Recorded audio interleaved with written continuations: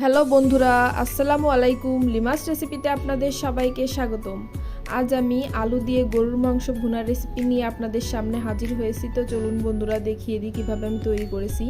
চুলে একটা প্যান বসিয়ে দিয়ে তাতে আমি হাফ কাপ পরিমাণে রান্নার রেগুলার সয়াবিন তেল এবং 2 টেবিল চামচ পরিমাণে পেঁয়াজের পেস্ট এবং 2 টেবিল চামচ পরিমাণে রসুনের পেস্ট দিয়ে দিব। দেখুন দেওয়া হয়ে গেছে। এরপরে একে একে সব উপকরণগুলোকে আমি মিশিয়ে দিব। এরপরে দিব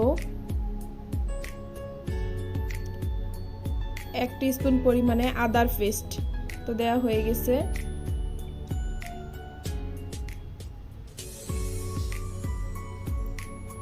এগুলাকে দিয়ে একটু খুন্তি দিয়ে ভালোভাবে নেড়েচেড়ে তারপরে দেব 3 টুকরা ডাল এবং 3 টুকরা এলাচ ফেটিয়ে এর ভিতরে দিয়ে আবারও একটু নেড়েচেড়ে দিব।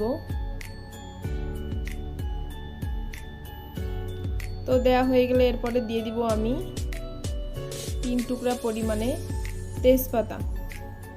তো এটা দিয়ে আবারও একটু নেড়ে দিব। একটা উপকরণ মিশাবো আর একটু একটু করে নেড়ে দিব।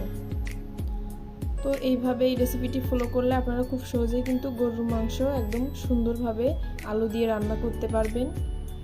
কালার যাবে না, একদম সুন্দর একটা পারফেক্ট কালার থাকবে। 1 চামচ দিয়ে দিলাম শুকনো জিরার গুঁড়া,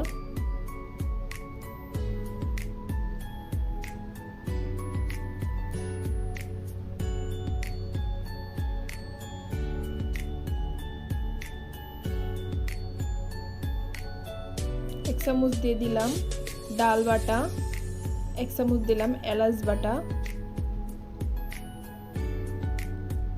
তো দিয়ে এই উপকরণগুলোকে আবারও একটু ভালো করে কষিয়ে নিব। তো দেখুন নেড়ে চেড়ে নেওয়া হয়ে গেছে।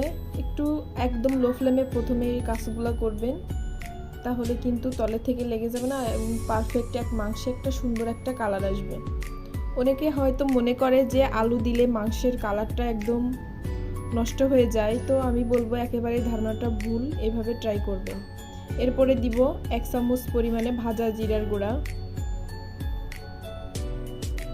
1 টিস্পুন পরিমাণে লবণ এবং 1 চা চামচ পরিমাণে হলুদ গুঁড়া এবং 3 চা চামচ পরিমাণে শুকনো মরিচের গুঁড়া, এটা অবশ্য লাল মরিচের গুঁড়া।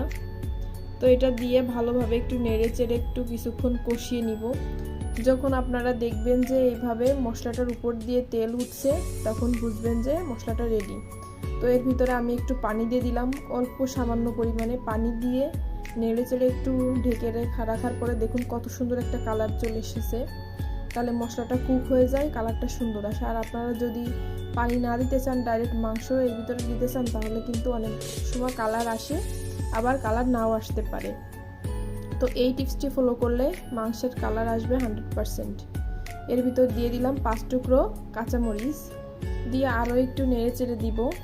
দেখুন নেড়ে চেড়ে নেওয়া হয়ে গেলে আগে থেকে আমি 1 কেজি পরিমাণে গরুর মাংস ধুয়ে রেখেছিলাম, একে একে মাংসগুলো আমি দিয়ে দিব। দেখুন দিয়ে কিছুক্ষণ নেড়ে চেড়ে তারপরে আমি আলুগুলো দিয়ে দিলাম। তো এগুলা দিয়ে আবার একটু নেড়ে চেড়ে নিব। তো দেখুন নেড়ে চেড়ে এভাবে সুন্দর করে আমি আধা ঘন্টা রান্না করেছি। আধা ঘন্টা রান্না করার পরে দেখুন আমার মাংসটাও সেদ্ধ হয়ে গেছে, একদম একটা সুন্দর পারফেক্ট কালার চলে এসেছে। এরপরে আগে থেকে যে আমি পেঁয়াজ বেরেস্তা তৈরি করে রেখেছিলাম এরপরে ছড়িয়ে দিলাম, আমার মাংসটা রেডি। তো ধন্যবাদ বন্ধুরা।